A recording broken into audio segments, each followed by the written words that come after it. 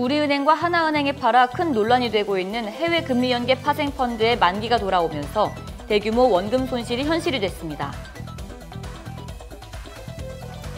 농림축산식품부가 26일 오전 돼지 일시이동 중지 명령을 48시간 연장했습니다.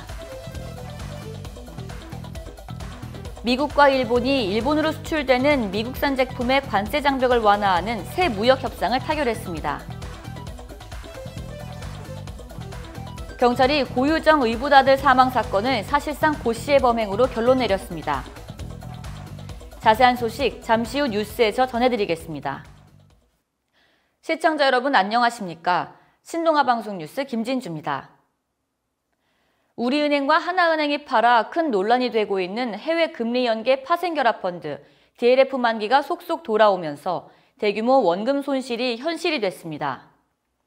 독일 국채 10년물 금리가 마이너스 0.6% 밑으로 떨어지면 원금을 모두 잃는 구조인데 최종 만기 시점 금리는 마이너스 0.619%입니다.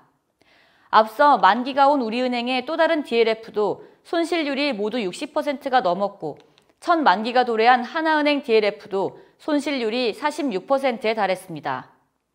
대규모 원금 손실이 현실화하자 은행들이 위험성을 충분히 알리지 않은 채 상품을 팔았다고 주장하는 투자자들의 손해배상 소송이 시작됐습니다.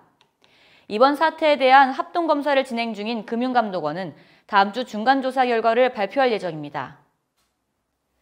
농림축산식품부가 26일 오전 돼지 일시이동 중지 명령을 48시간 연장했습니다. 연 이틀 아프리카 돼지열병이 발생한 인천 강화에서 또 의심 사례가 나왔기 때문인데요. 농림축산식품부는 앞서 24일 정오부터 48시간 동안 전국에 가축 일시이동 중지 명령을 발령했습니다. 농림축산식품부는 어젯밤 11시 15분쯤 인천 강화군 삼산면 돼지농장에서 발병 의심 사례가 발생했다고 밝혔습니다.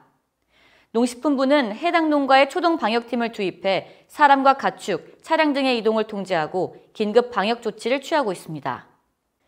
미국과 일본이 일본으로 수출되는 일부 미국산 제품의 관세 장벽을 완화하는 내용의 새 무역 협상을 타결했습니다.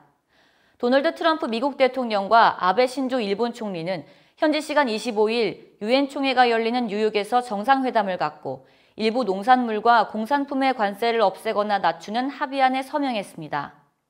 이에 대해 미국 무역대표부는 이번 합의로 일본으로 수출되는 미국 식품과 농산품의 90%가량에 대해 관세가 면세되거나 우대 관세가 적용되고 미국도 4천만 달러 규모의 일본산 농산물에 대한 관세를 없애거나 줄인다고 밝혔습니다. 이에 관련해 트럼프 대통령은 이번 합의로 미국산 제품에 70억 달러 가치의 일본 시장이 열리게 될 것이라고 강조했습니다. 경찰이 고유정 의붓아들 사망 사건을 사실상 고씨의 범행으로 결론 내렸습니다. 충북지방경찰청은 최근 검찰에 사건 자료를 보내 경찰 수사 결론에 대한 의견과 기소 가능성 등을 확인하고 있다고 밝혔습니다.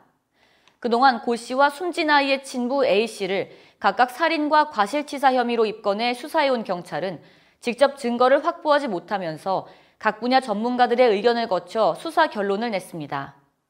앞서 지난 3월 2일 오전 충북 청주에 있는 한 아파트에서 4살 난 고씨의 의붓아들이 숨진 채 발견됐고 전신이 10분 이상 강하게 눌렸다는 부검 결과를 바탕으로 경찰은 한 집에 있던 고씨 부부를 상대로 6개월 넘게 수사를 벌였습니다. 이상으로 뉴스를 마치겠습니다. 시청해주신 여러분 고맙습니다.